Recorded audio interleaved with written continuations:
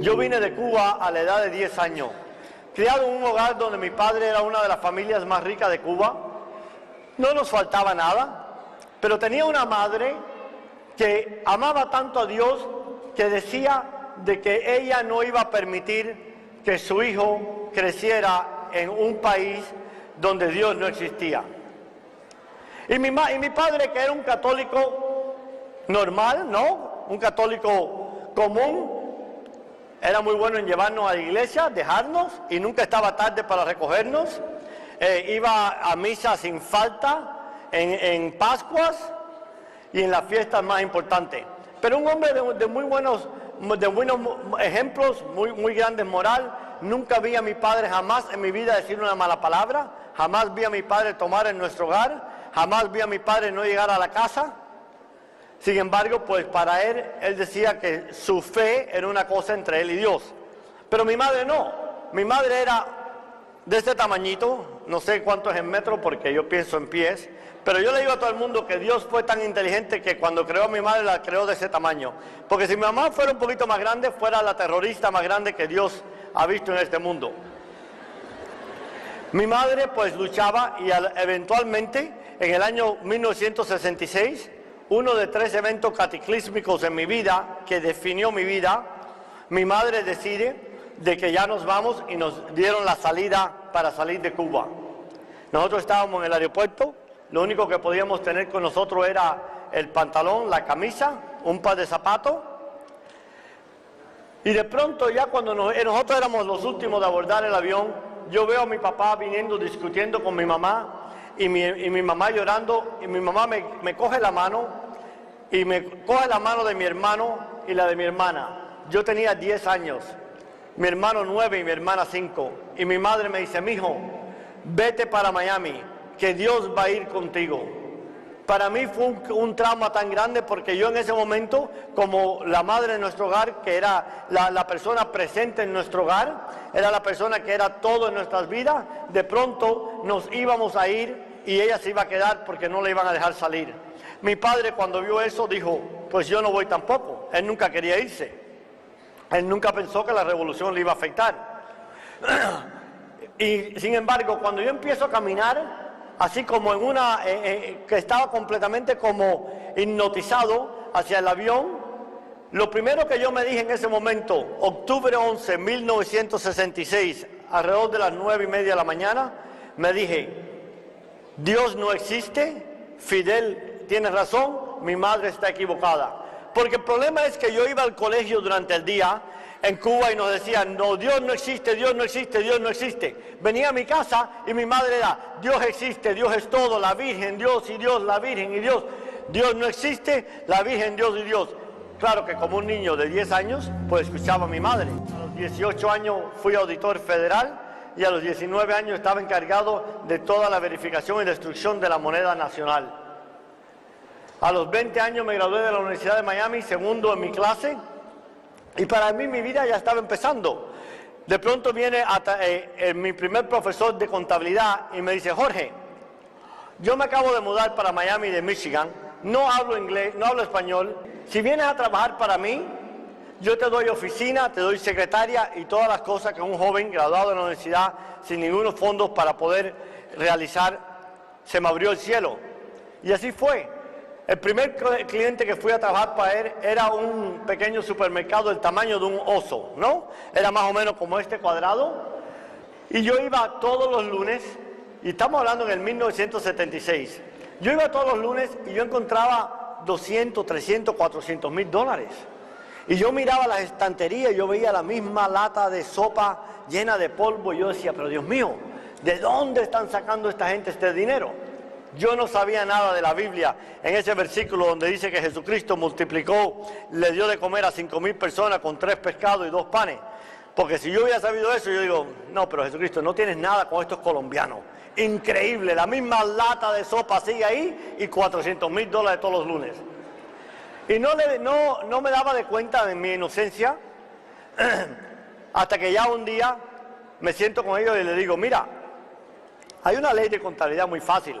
Inventario se compra, inventario se vende. aparentemente ustedes están vendiendo mucho, pero desafortunadamente no veo que hayan comprado nada.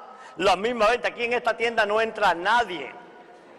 Y ellos me miraron y me dijeron, mira, vamos a ser honrados contigo, Jorge. Nosotros somos narcotraficantes. Imagínense el shock para mí, un muchacho que nunca en su vida había probado alcohol, nunca en su vida había fumado, nunca en su vida había tomado ninguna clase de droga, de pronto darse de cuenta que estaba trabajando para un grupo de narcotraficantes. El shock fue tan grande que me duró como 27 segundos. Y fue 27 segundos porque es lo que me tomó realizar en mi mente analítica de que, yo soy contable, los contables están hechos para contar dinero, mientras yo no rompa la ley, no importa lo que pase. Y en el año 76 empecé, ellos me dijeron de que en su país tenían control de divisas y lo que ellos querían era abrir cuentas extranjeras para proteger su dinero. Y en el año 76 yo empecé a abrir cuentas extranjeras para esta organización al nivel de 50 a 100 millones de dólares mensual. Esta organización fue el principio de un grupo que llegó a llamarse el Cartel de Medellín. Y yo tenía 20 años de edad y estaba viajando por todo el mundo, abriendo con ministros de finanzas en Suiza, en Gran Caimán, en todas estas diferentes islas. Y para mí el mundo estaba cambiando. En mi mente yo no estaba haciendo nada porque en ese momento no había ninguna ley en los Estados Unidos de lavado de dinero.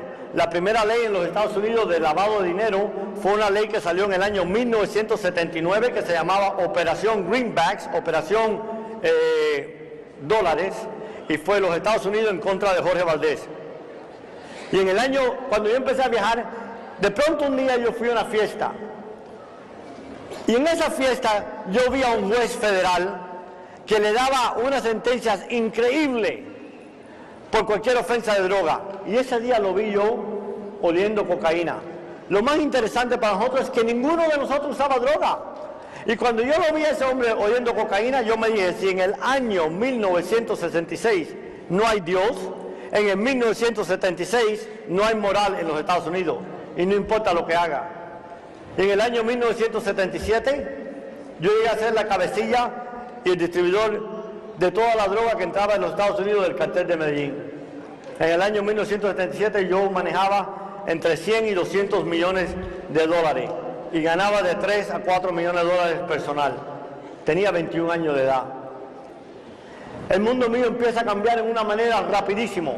Sin embargo, lo que era constante en mi vida, todo empieza a perder valor. No tenía valor amigos, no tenía valor mujeres, no tenía valor ninguna posesión. Para mí me encantaban los carros, pero cuando llega un momento en que mira y tienes $1 millón en carros y te dicen ¿cuál es lo más difícil que tú haces diariamente? Y yo digo, lo más difícil es despertarme y decidir qué carro voy a manejar hoy.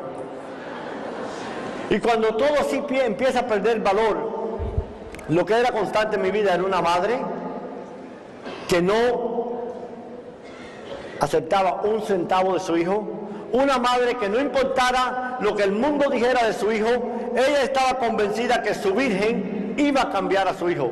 Una madre que cada vez que veía a su hijo le decía, mijo, lo que tú haces no le agrada a Dios. Lo que tú haces no le agrada a Dios.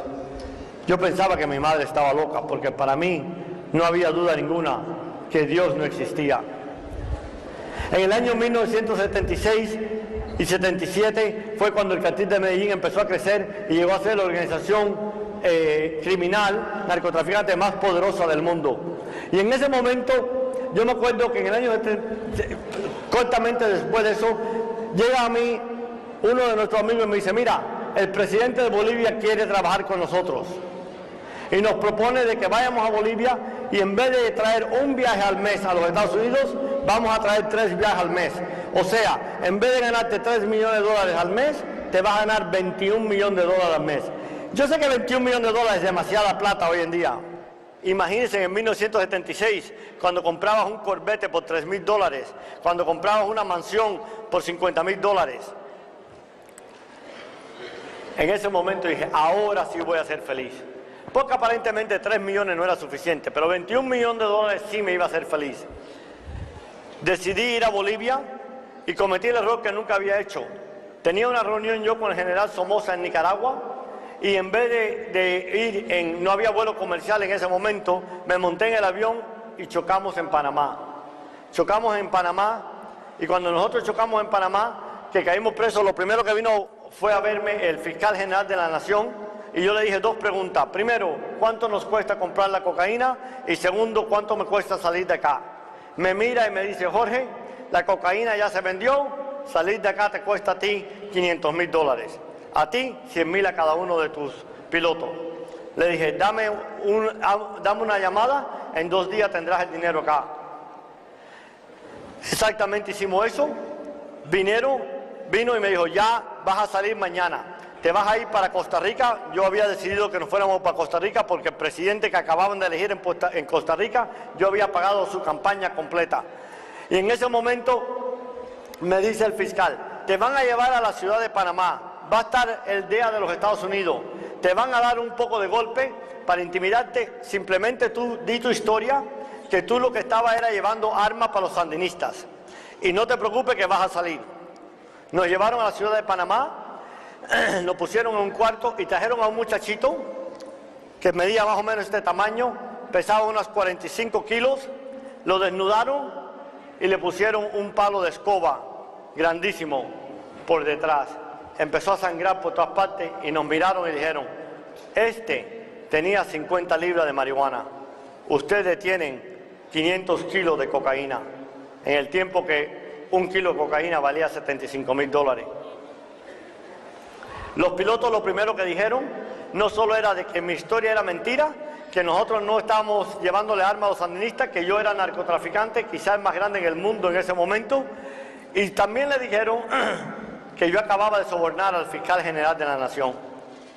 Nos llevaron para un calabozo y por los próximos 30 días, sin darnos de comida, en una cárcel que hasta ya la derrumbaron, pero se llamaba La Modelo en Panamá, nos torturaron al punto que por 5 años después, cada vez que iba al baño a orinar, pasaba sangre.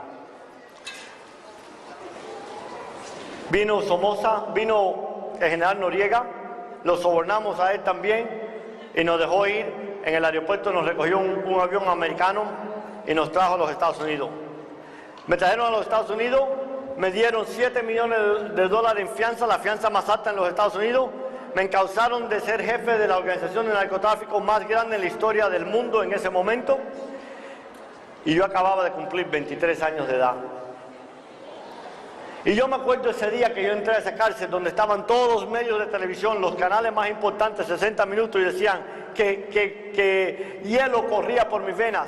Y a mí no me importaba lo que el juez dijera, no me importaba lo que los agentes federales, nada. Mi corazón había llegado a un punto en que se había endurecido tanto que yo no tenía misericordia con nadie. Pero sin embargo, nunca en la vida me olvidaré, pasando por el pasillo y viendo a mi padre y mi madre bajar la cabeza del bochorno tan grande que tenían, porque solamente habían venido a este país a darnos una oportunidad de trabajar y yo me había vuelto en un narcotraficante. Pero no importa lo que dijera la prensa, no importa lo que todo el mundo dijera, mi madre decía, mi Virgen cambiará a mi hijo.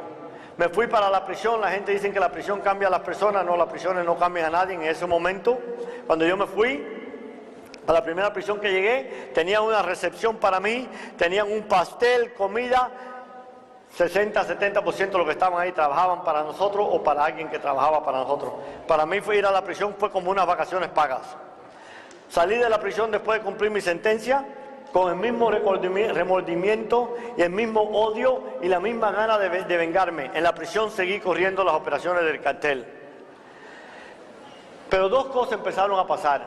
El primer evento que pasó fue una noche, en este momento, en el año 85, en 85 en Miami, se formó un problema muy grande de que se unieron unos narcotraficantes con unos jefes de policía de homicidio y formaron un grupo y empezaron a secuestrar a las familias de los narcotraficantes. Entonces ellos pararían a mi mamá y le dijeron, señora, en un carro de policía hay un problema con su licencia, venga, y se la llevaban. Y si no pagábamos, pues la mataban. Y mataron a muchas personas. Entonces tú te puedes imaginar la escolta que yo tenía todo alrededor de la casa de mis padres. En medio de la noche, un día a las 2 de la mañana, me llama uno de los guardaespaldas y me dice: Jorge, tú tienes que venir y ver lo que acaba de pasar. Ustedes no se pueden imaginar en ese momento qué significaba a mí a las 2 de la mañana escuchar que algo había pasado en casa de mis padres.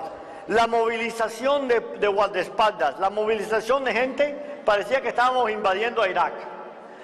Porque lo que pasaba por mi mente es: o compraron a los guardaespaldas, o secuestraron a mi mamá, o secuestraron a mi papá, o qué es lo que está pasando. Llegamos allá y lo que había pasado es que mi madre, como todas las noches, ella salía a rezarle a la Virgen. Los guardaespaldas le decían: señora, nosotros podemos llevarle la Virgen adentro, usted rece con la Virgen, acompañe a la Virgen y después que termine con la Virgen, la ponemos en el patio donde usted la ha tenido 25 años. Mi madre, cabezona, decía que de ninguna manera iba a dejar eso. Y esa noche era como la 1 de la mañana y todavía estaba afuera rezando de que su Virgen y su Dios cambiaran el corazón de su hijo. Porque ella sabía que esa persona que su hijo había llegado a ser en ese momento no era la persona que ella había traído al mundo. Y que ella sabía de que a través de todo ese mal, de toda esa podrición y de todo ese poder, su Virgen podía cambiar el corazón de su hijo. Mi mamá decidió esa noche, cuando trataron de forzarla de que fuera para la casa, estaban pintando la casa de ella y cogió un galón de pintura y la echó en el parabrisas de los carros de los guardaespaldas. Y yo me acuerdo esa noche que cuando yo llegué y vi lo que era, yo corrí lleno de furia, personas con ametralladora a todo alrededor de la casa, y entré y mi madre estaba en el cuarto rezando y era como las 2:30 de la mañana. Le dije: mami, ¿qué es lo que te pasa? Tú estás loca. ¿Tú no entiendes que lo que estás haciendo va a resultar que te maten o que yo mande a matar 100 personas? Y mi madre me miró en los ojos ese día con la calma más grande del mundo y me dijo: mijo, si yo muero, tú eres el que me mataste. Porque, mijo, lo que tú haces no le agrada a Dios. A mí me entró una furia por dentro que yo la miré y dije: mami, ¿por qué sigues con esa estupidez de que Dios no existe? ¿Dónde estaba Dios cuando te dejaron en Cuba por 1 año y medio y nosotros vinimos a los Estados Unidos a pasar hambre? ¿Dónde estaba Dios cuando tú llegaste y tenías cáncer en la garganta y estuviste en cama por 3 años? ¿Dónde estaba Dios cuando yo tuve que ser esposo, padre y todo a mis hermanos a la edad de 10 años? Mami, Dios no existe. ¿Tú necesitas a Dios? Yo te voy a enseñar. ¿Qué puede hacer Dios? Querer lo que quiera, yo también. Comprar lo que quiera, yo también. Dios tiene el poder de vida y muerte, mami, yo también. ¿Tú sabes qué? Yo soy Dios. Y lo triste fue que llegó un punto en mi vida en que verdad yo creía que yo era Dios. Y no era porque un día me levanté y me miré en el espejo y dije: ¡ay, Dios mío, qué hermoso tú eres! Debe ser que Dios parece como tú.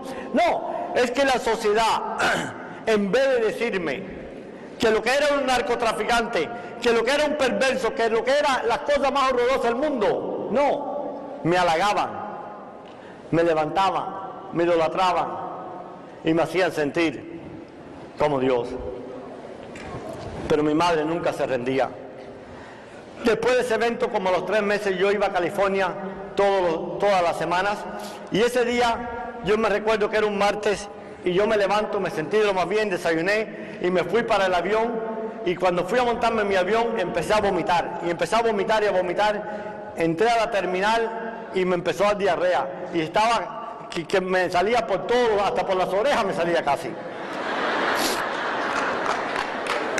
Y yo me acuerdo que yo le digo a mi guardaespaldas: mira, Eduardo, era mi mano derecha, yo no puedo ir, vete tú porque voy a vomitar en ese avión, vete tú y yo voy la semana que viene. Él me dio un beso, mas nunca lo vi. Mas nunca lo vi porque había un contrato en mi vida y lo mataron. Yo no llegué y lo mataron a él en vez de a mí. No es que había un contrato en mi vida. Todas las mañanas yo me levantaba, yo me acostaba con una 9 milímetros debajo de mi almohada y una ametralladora Uzi al lado de mi cama. Lo triste de esto fue que ese contrato vino de alguien que yo ayudé a criar su familia. Pero yo me acuerdo que ese día cuando fuimos a enterrarlo, su hijita tenía 2 años y medio, yo la había bautizado hacía 6 meses, y me dice: padrino, mi papi se fue con Cristo. Y fue la primera vez en mi vida desde octubre 11 de 1966, que las lágrimas salieron de mis ojos. La primera lágrima que salió de mis ojos fue porque me dije, primero, si hay un Cristo en este mundo, lo que estamos haciendo no nos va a llegar allá. Pero peor que eso, cuando mi hijita de 2 años le va a decir a alguien que su papi se fue a estar con Cristo y nunca la fuera a ver. Porque hermano y hermana, yo estaba convencido diariamente que salía de mi casa que ese día iba a morir. Y lo más triste de todo es que dentro de mi alma, el vacío tan grande en mi vida, aunque era un hombre que tenía que presidentes se arrodillaran de uno, el hombre que salía con la supermodelo más bella del mundo, el hombre que tenía una flota de aviones, de carros, que vivía en una mansión de $15 millones en ese año, donde todos los lugares que salía agua eran de oro. ¿Cómo era posible que ese hombre, lo que más deseaba en la vida, era la muerte? Porque el vacío fue tan grande que en mi vida, si eso es todo lo que el mundo tenía que ofrecer, yo no tenía razón por qué vivir. Eso me tomó muchos años de mi vida llegar a esa realización. Pero yo me acuerdo que eventualmente 2 meses, 3 meses después, yo tenía una fiesta ese fin de semana, estaba en mi rancho y en medianoche, como a las 2:30, 1 de la mañana, me llama el jefe de seguridad y me dice, Jorge, ¿tú no crees lo que te voy a decir? Y le digo, ¿qué pasó? Y me dice, tu ex esposa acaba de dejar a tu hija en la portada. Cuando yo tenía a mi hija, yo nunca tenía mujeres, no tenía nadie alrededor de mí, le dedicaba solamente el tiempo a ella. Pero esa noche, esa semana no me tocaba a mí. Y en el medianoche cuando dijeron, yo le dije al jefe de seguridad, asegúrate de que ella no va a salir de su habitación. En ese tiempo yo vivía en una casa que tenía como 1.500, casi 2.000 metros. Y yo le garantizaba a cualquier ser humano en este mundo, le daría la fortuna que quisiera, que nadie podía acercarse a la puerta de mi habitación y hablar y decir la historia. Pero hasta el día de hoy, yo no sé cómo fue posible que como a las 2:30 de la mañana, yo oigo un sonido en la puerta y decía, papi, it's crystal, es cristal. Papi, es cristal. Y yo no podía abrir la puerta. Porque lo último que quedaba en mi vida, que era santo, que era puro, lo único que quedaba en mi vida, que mi dinero, mi poder y mi suciedad no había ensuciado, era esa niña. Y si yo abría esa puerta, en mi alma el dolor y la suciedad era tan grande que la iba a contaminar. Y el sentimiento para mí es como que mi hija se estaba ahogando y yo estaba tratando de tocarle los deditos y la veía que se ahogaba. De pronto saqué a todo el mundo por las ventanas, me metí en la ducha y traté de quitarme el sucio de mi alma. Y no podía. Me metí debajo de la cobija y empecé a temblar. ¿Cómo era un muchacho que la televisión, el programa más famoso de noticias en los Estados Unidos, 60 minutos, decía que hielo corría por mis venas? Un muchacho que no le tenía miedo a nada, un muchacho de que podía ver a quien fuera pasando lo que fuera y no me conmovía en lo más mínimo. De pronto me daba unos escalofríos que no podía pararlo. Pasó como 1 hora y cuando ya yo veía que ya ella había parado de tocar, yo dije, ya se fue a dormir. Salí afuera a tomar agua y ella estaba en el piso llorando. Cuando yo vi a mi hija en el piso llorando, yo dije, mi vida va a cambiar hoy. Y yo no sabía cómo iba a cambiar mi vida. Lo único que yo sabía es que si yo iba hacia el norte, yo tenía que ir hacia el sur. Yo me recuerdo llamar a mi madre en el medio de la noche y nada más decirle, mami, ya terminé. Ella entendió claro que yo le decía. Y me recuerdo que ella le decía a mi padre, Cristo escuchó mis oraciones. Y yo decía, está loca, esto no tiene que ver con Cristo, cristal sí, pero Cristo no tiene que ver en esto. Me mudé para mi rancho, pensé que me quedaba poco tiempo de vida porque desafortunadamente era miembro de una organización que el plan de retiro no era muy alargado, ¿no? Pero pasaron ciertas cosas en la vida, al cual gracias a Dios todavía estoy hoy acá. Una de ellas es que la organización de nosotros se fue en guerra contra el cartel de Cali y terminaron matándonos a todos. Quedamos 3 vivos. En ese momento yo me recuerdo de que yo decidí que iba a contratar un maestro de karate y fabriqué un salón de karate de lo más sofisticado con todas las cosas. Yo había hecho karate mucho cuando era joven. Y yo lo contrato a este karateca y el primer día que viene, me estoy poniendo el uniforme, él se está poniendo el uniforme y me dice, te voy a enseñar sobre la espada. Y yo dije, verdad que yo sí soy un cubano inteligente. Escogí el mejor maestro de karate que hay. No vamos a perder tiempo tirando piñazos y tirando patadas. Vamos directamente a la espada, a las armas. A mí me encantan las armas y este chino va a traer una espada. Pero yo decía, ¿pero dónde está la espada? Y digo, bueno, estos chinos son tan sofisticados que quizá aprieta un botón y sale pa, pa, pa, pa, pa, así como Star Wars. Y de pronto se vira. Y cuando iba a ver la espada, me saca una Biblia. Me entró una furia tan grande dentro de mí que yo me recuerdo decirle, mira, te voy a decir dos cosas. Primero, no creo en ese libro. Segundo, no creo en lo que ese libro dice. Y tercero, te estoy pagando mucho dinero para que me enseñes karate. Así que mañana deja esa espada en la casa y trae la espada de verdad. Este hombre se acercó. Fue el primer hombre en la vida que tuvo el coraje de acercarse a pulgadas de mi cara y decirme, joven, lo que yo tengo que darte, tú no tienes dinero con qué pagarlo. Inmediatamente, como les dije que yo era una persona muy lógica, me di de cuenta que este hombre era un séptimo grado de karate, que yo le estaba pagando demasiado dinero, que estaba completamente convencido, que estaba determinado a introducirme a Cristo a patadas, y le dije, wow, espérate, no nos pongamos violentos, hagamos un trato, hacemos nuestras 2 horas de karate, cuando el salón de vapor está calentándose, háblame, pierde tu tiempo. Y así fue, por 3 años. Por 3 años todos los días compartía a Cristo. Y todo el mundo me dice, ¿qué fue lo que dijo él que te convenció algún día? Yo digo, honradamente, absolutamente nada. Porque después que terminaba esas 2 horas de entrarme a patá, no me recordaba de nada. Pero sí hubo una cosa muy grande, que si mucho que yo le puedo decir hoy en día, recuérdense esto, y se habló un poquito antes, no fue nada de lo que me dijo que me convenció a mí, fue todo lo que yo vi. Hermanos y hermanas, nuestro caminar diario tiene la consecuencia de que una persona pase eternidad con Cristo o eternidad en el infierno. Nosotros somos una Biblia caminando. En la vida no es lo que le decimos a otros, sino lo que le demostramos. No es que vayamos a la iglesia, nos arrodillemos, tomemos la hostia como si fuera un pedazo de pan o de pancake. No es nada de eso. Lo más importante en la vida es de que sabemos de que cuando vamos a misa estamos delante de Cristo y de que el mundo entero, viendo nuestro caminar, se convenzca de que nosotros estamos convencidos que estamos en la presencia de un Cristo vivo, un Cristo que reina hoy en día, un Cristo que está en control de todo lo que pasa en este mundo. Y habrá muchos misterios que no sabemos. ¿Por qué pasa tanto mal? Yo sé que Dios no impone su voluntad en nuestras vidas, pero la voluntad de Dios para nuestra vida siempre se llevará a cabo. Ese hombre por 3 años yo hacía todo lo habido y por haber.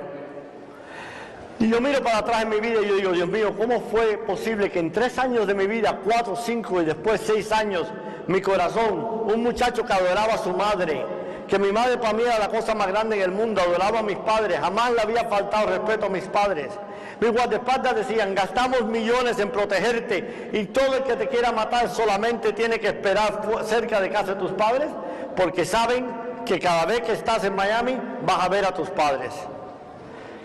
¿Cómo era posible que un muchacho que fue criado con todas esas morales llegara a un punto en que su corazón había endurecido tanto de que no le importaba lo que pasara en la vida?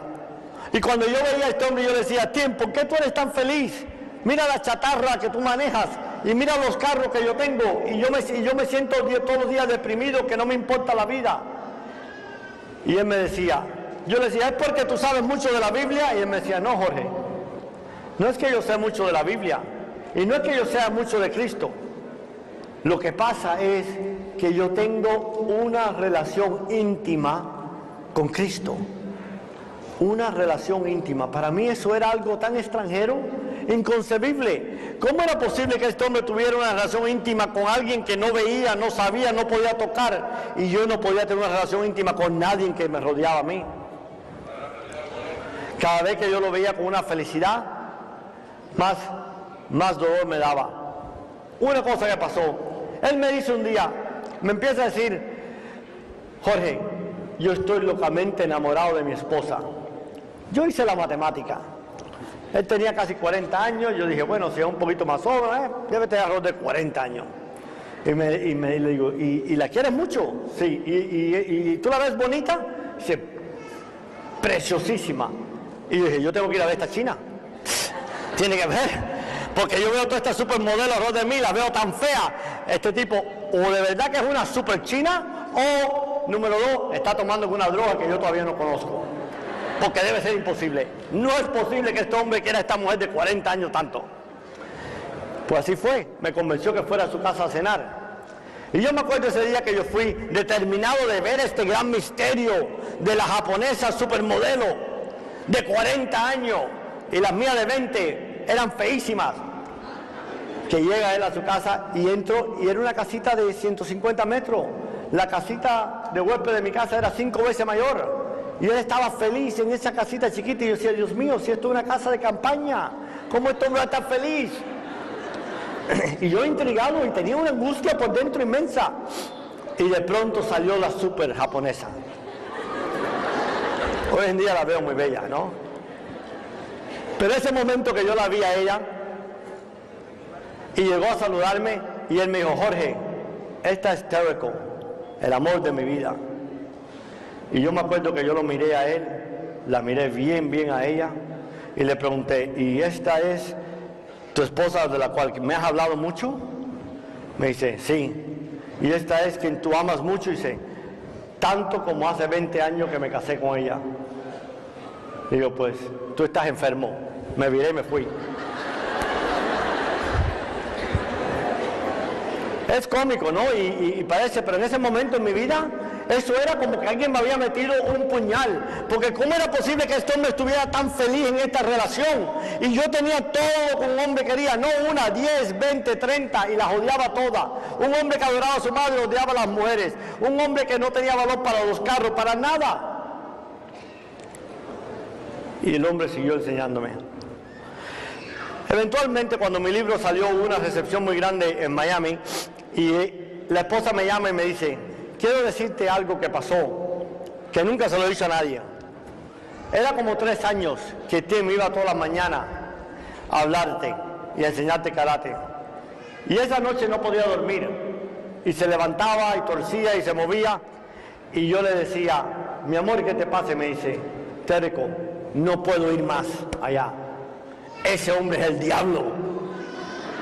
Y me dice ella, yo no sabía qué decirle. Lo único que yo le supe decirle es, Tim, escucha al Espíritu Santo. Y él me contestaba, ya lo escuché y me dijo que me echara a correr lo antes posible. Tim, escucha al Espíritu Santo. Terrico, tú no entiendes. Si el anticristo viene, ya llegó, es el cubano ese en esa finca. Llevo 3 años hablándole y ese hombre ha ido de peor en peor. No ha avanzado ni una pulgada para adelante. Estoy perdiendo mi tiempo. Y así se fue determinado. Y él llegó, le tomaba como 1 hora llegar a mi finca. Y cuando él llegó, la portada abre, lo dejan, le verifican el carro que no tenga transmisores o cosas así. Y él dice que por primera vez en su vida arrancó el carro y avanzó y se paró el carro. Y me dice, jamás en la vida esto me pasó, jamás me ha vuelto a pasar. Pero fue la primera vez en mi vida que claramente escuché la voz de Dios decirme, Tim, ¿quién eres tú para rendirte con Jorge? Yo no me he rendido. 3 meses después entregué mi vida a Cristo. ¿Qué pasó? ¿Y cómo puede ser posible? ¿Y qué relámpago cayó del cielo que me tocó y decidí cambiar radicalmente? La Biblia dice que cuando un pecador se arrepiente, y supuestamente cuando un sumo pecador, hay ángeles cantando y cosas así, tremenda fiesta. Posiblemente, ¿no? Algún día cuando lleguemos allá vamos a ver si es verdad. Pero honradamente, no escuché ningún ángel, ninguna campanita, y en verdad mi vida empezó a ir de mal en peor. ¿Qué pasó? 3 meses después de entregar mi vida a Cristo, me arrestaron. Me arrestaron de nuevo por las cosas que había hecho la primera vez. Porque el gobierno no resistía de que ya, aunque ya yo llevaba 4 años y medio retirado, el gobierno no resistía de que yo estuviera retirado con todos esos millones de dólares. Y yo me acuerdo que me arrestan en un estado que se llama Missouri y me llevan a Alabama. Y cuando llego a la oficina del fiscal, me dice el fiscal: señor Valdés, es muy fácil lo que le voy a decir. Mucho dinero, poco tiempo. Poco tiempo, mucho dinero. Mucho dinero, poco dinero, mucho tiempo. Y yo le digo a ella: ¿y usted sabe cuánto yo tengo? Y me dice ella: no, honradamente no sé, pero sí sé, quién sabe. Salió afuera, abrió la puerta, entraron 4 agentes con maletas que llevaban 5 años de su vida, hasta contando cuánto papel de inodoro se gastaba en mi casa. Yo me recuerdo de que ese día que yo decido entregarle todo al gobierno americano, yo me voy para mi celda. Primero, me había costado la noche antes multimillonario con tanto dinero que nunca lo podía gastar. Ahora me iba para una celda sin tener un dólar para comprar un caramelo, sin tener un dólar para llamar a mi casa a ver si mi padre todavía estaba vivo, que hace 3 meses le dijeron que le quedaban 6 meses de vida, y ni un dólar para averiguar si alguien se había enterado qué había pasado con mis hijos, porque mi esposa se desapareció por 3 años y medio con mis hijos y no supe de ella por ese tiempo. Pero yo me acuerdo de que en una celda bien fría me acuesto y de pronto un papelito me cae en la celda, y es un papelito de una Biblia de bolsillo pequeña. Y en ese papelito, en el libro de Hebreos 11, había subrayado un versículo que decía: regózate en las confiscaciones de tus bienes, porque tengo cosas más grandes para ti en este mundo. Hermano, hermana, fue el primer día en mi vida que yo me di de cuenta que sí había un Dios, que yo me di de cuenta de que mi vida tenía un propósito muy grande. Y no era porque sabía que iba a salir. Terminé pasando 11 años de mi vida en la cárcel federal. Y no era porque llegaba a tener fortuna, lo perdí todo. No era por nada. Simplemente porque vi de que Cristo entró dentro de mi alma, empezó a llenar ese vacío que existía en mi vida, y por primera vez en mi vida me di de cuenta de que el dinero no significaba mi esencia, de que mi educación no significaba la persona que yo era, de que mi posición en la vida, de que mi sabiduría, nada tenía significado, que solo significado tenía que Cristo me había hecho perfecto, que el pecado me había vuelto feo, y que su sangre era suficiente para cambiar mi vida y darme otra oportunidad. Y ese es el mensaje más grande que tengo. Cuando ustedes ven a sus hijos o a sus sobrinos o a sus nietos perdidos y usted dice no hay esperanza, sí le quiero decir que sí hay esperanza para su familia, sí hay esperanza para México. Nosotros tenemos en este país no una imagen de una virgen, tenemos a la Virgen María viviendo en nuestra patria. ¿Cómo que no va a haber imagen? Porque la misma Virgen que cuando el mundo decía que Jorge Valdés no tenía salvación, cuando el mundo decía que hielo corría por las venas, cuando el mundo decía de que yo lo que tenía que morir 100 misiones, mi madre decía que su Virgen iba a cambiar a su hijo. Hermanos y hermanas, si vivimos en dolor, si vivimos derrotados,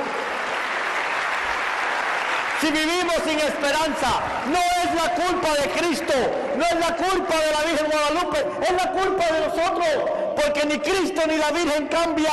Lo que cambiamos somos nosotros, que nos rendimos y aceptamos el mensaje que la sociedad nos dice. Aceptamos que nos diga que nuestros hijos están perdidos. Aceptamos que nos diga que nuestra tierra está comida por el narcotráfico.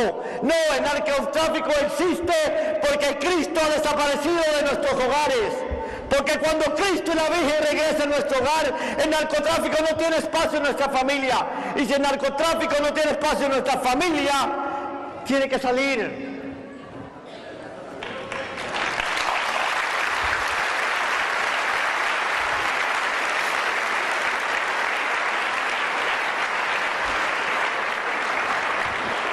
Yo quiero decirle que mi vida después de eso todo fue una panacea.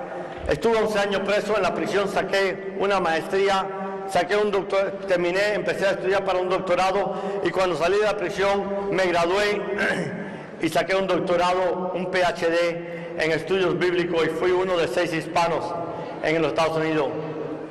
Y cuando dicen de que Cristo no puede cambiar las almas, ¿cómo es posible que este muchacho que en un momento llegó a ser un narcotraficante, un muchacho perdido por la sociedad y adorado, también cuando Cristo entró en mi vida, llegué a ser consejero del presidente de los Estados Unidos, de la cárcel a la Casa Blanca?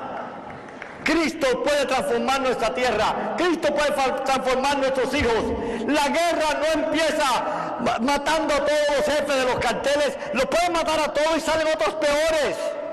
La guerra la ganamos, hermanos y hermanas, en nuestro hogar. La guerra la ganan los hombres decidiendo: hoy es el día que voy a reclamar mi hogar, hoy es el día que voy a ser el esposo que Dios me creó a ser. Hoy es el día que voy a ser el padre que mis hijos quieren. Ya estoy cansado de esas historias de que hoy trabajo tan duro para darle a mis hijos este futuro, para darle una buena educación, para darle esto. Eso es bobada. Nuestros hijos no necesitan nada de eso. No digo de que no es bueno, pero lo que nuestros hijos necesitan es un padre que viva en el hogar, un padre que le dé amor, un padre que le enseñe a ser hombre, un padre que le enseñe a ser esposo, para que cuando la hija se case y el marido la vaya a tratar mal, diga: no, tú no me puedes tratar así, porque mi padre no trata a mi madre así. Cuando nuestro hijo vea cómo su padre trata a su madre, nuestro hijo tratará así a su esposa. Sí hay esperanza. Cristo sí vive. La Virgen Guadalupe reina en nuestra tierra, hermanos. Y no importa lo que la prensa diga, no importa de unos perdidos, no importa el mal que digan. No se enfoquen en el mal que nos dice el mundo, enfóquense en el bien de que Cristo está sobre toda la tierra. Y si Cristo puede cambiar a Jorge Valdés, Cristo puede cambiar a cualquier ser humano. Cristo no ha cambiado, hermanos y hermanas. La Virgen Guadalupe no ha cambiado. Dejemos de cambiar nosotros, dejémonos de rendirnos, recuperemos nuestros hogares, nuestros hijos, nuestra tierra y le daremos un mejor futuro y le daremos lo que nuestros hijos anhelan por tener, que es el amor de un padre que no le habla de Cristo, sino que le demuestra a Cristo. Dios le bendiga, hermanos.